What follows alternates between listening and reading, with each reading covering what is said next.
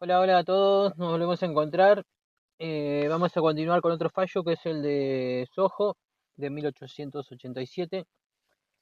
Y bueno, hay que decir que el caso de Sojo Eduardo contra la Cámara de Diputados de la Nación fue decidido por la Corte Suprema el 22 de septiembre de 1887, que por entonces gobernaba eh, Argentina Miguel Juárez Celman, del Partido Autonomista Nacional, y las instituciones recién consolidaban sus roles tras la Constitución de 1853. En esos años el Congreso, dominado por el oficialismo, ejercía amplias facultades disciplinarias y por otro lado la prensa satírica crecía con voces críticas como las de Eduardo Sojo. Este contexto de tensiones entre el poder legislativo y la libertad de expresión de periodistas críticos son los que le dan color o matiz al caso. Identificando las partes y el tribunal de donde emana el fallo, hay que decir que en el litigio intervienen Eduardo Sojo, que es el demandante, contra la Honorable Cámara de Diputados de la Nación, que es la demandada. Sojo era un dibujante y director de la revista humorística Don Quijote. La Cámara de Diputados actuó a través de una resolución colectiva ordenando su detención. El recurso legal planteado fue un habeas corpus, cuya finalidad es proteger la libertad personal ante detenciones ilegales. Quien tramita la causa es la Corte Suprema de Justicia de la Nación, que debía decidir si conocía en forma originaria, es decir, directamente el habeas corpus pedido por Sojo. En cuanto a los hechos, bueno, ocurrieron en septiembre de 1887. Según consta, el 4 de septiembre de 1887, la Cámara de Diputados ordenó el arresto de Eduardo Sojo en virtud de caricaturas satíricas publicadas en su revista Don Quijote. La Cámara consideró que estas ilustraciones eran ofensivas para sus miembros y decretó la prisión de Sojo hasta el término del periodo de sesiones. Inmediatamente Sojo, representado por su abogado Mariano Marela, presentó un recurso de habeas corpus ante la Corte Suprema de Justicia de la Nación solicitando su libertad. Sin embargo, antes de analizar el fondo, la legalidad de la detención, la Corte se planteó si tenía competencia originaria para conocerlo. En cuanto a los derechos o las normas involucradas, hay que decir que el caso enfrenta varios derechos e instituciones. De un lado está el derecho a la libertad personal, que es la protección contra arrestos arbitrarios, y la libertad de prensa o expresión. Sojo publicaba sátiras políticas, ¿sí? Y del otro lado están las facultades legislativas disciplinares. La Constitución Nacional, en sus artículos 68 y 69, otorga inmunidad a legisladores, pero no menciona explícitamente detenciones de terceros.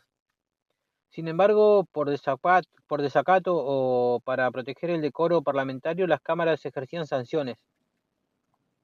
Además, se invocó el artículo 20 de la Ley número 48 de 1863 sobre jurisdicción y competencia de tribunales, que permitía el habeas corpus ante la Corte o jueces federales si alguien estaba detenido por orden de autoridad nacional.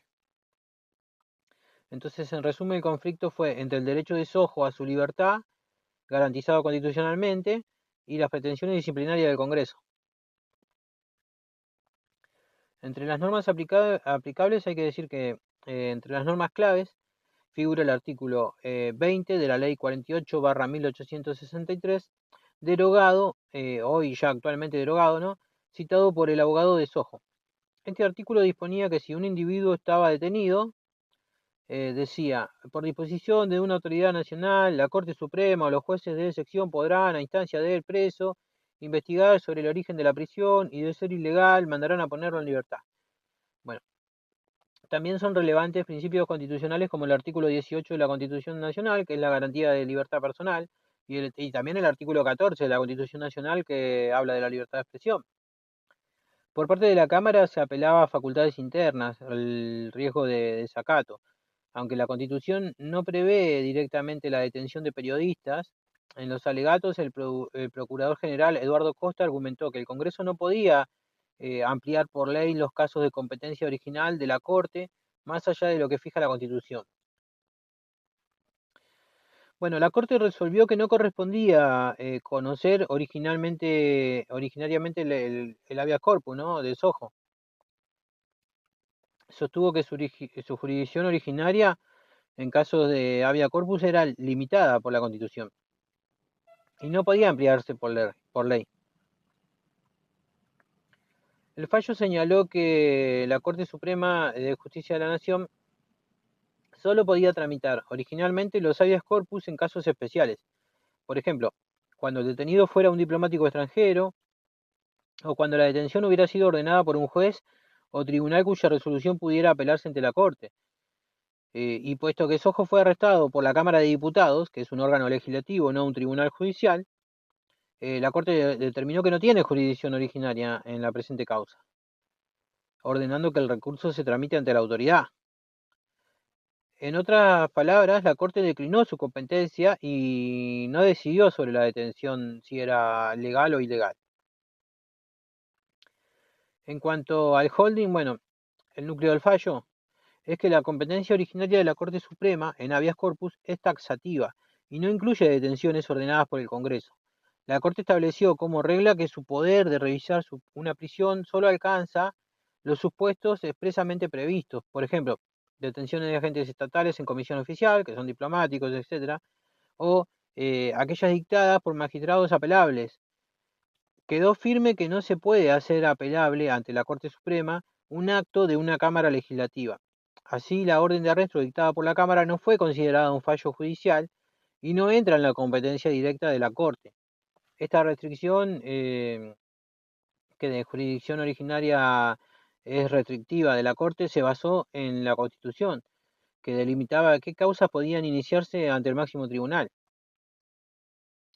En cuanto a los obiter dictum, bueno, aunque la Corte no analizó a fondo la constitucionalidad de la detención, fue devolviéndola a otro tribunal. Hizo observaciones importantes, por ejemplo, el voto mayoritario advirtió que admitir el habeas corpus en estos casos equivaldría a que la Corte revisara actos del Poder Legislativo, lo que sería repugnante a la independencia de los poderes legislativo y judicial. Ese comentario refuerza la idea de separación de funciones. Cada poder debe respetar el ámbito del otro. También se indicó que la regla de la ley 48 no podía extender la competencia de la Corte más allá de la Constitución. En cambio, hubo dos jueces disidentes, el doctor Ibarguren y el doctor de la Torre. En particular, de la Torre señalaba en disidencia que el texto del artículo 20 de la ley 48 autorizaba a la Corte a investigar detenciones por orden del Congreso y ordenar la libertad de ser ilegales. Este era un argumento adicional sobre interpretación de la ley, pero la mayoría no lo aceptó. En cuanto a los precedentes, bueno, el fallo Sojo es históricamente muy relevante. Por un lado, se consideraba el primer caso en que la Corte Suprema ejerció control de constitucional sobre actos estatales, aunque bueno, el resultado fue negativo. Pero por otro lado, la decisión sentó un precedente limitando los recursos de habeas corpus. Em, Reafirmó que la Corte no puede ampliar por ley su jurisdicción originaria más allá de lo que fija la Constitución. En el futuro, este fallo sirvió para aclarar que las cámaras del Congreso no son tribunales apelables y que los particulares deben recurrir al sistema judicial común antes de llegar a la Corte Suprema. En síntesis, bueno, el caso Sojo marcó un hito en el derecho de nuestro país al delimitar las fronteras entre libertad individual, poder legislativo y potestades judiciales. Bueno, eso es todo por hoy y nos estamos encontrando en la próxima.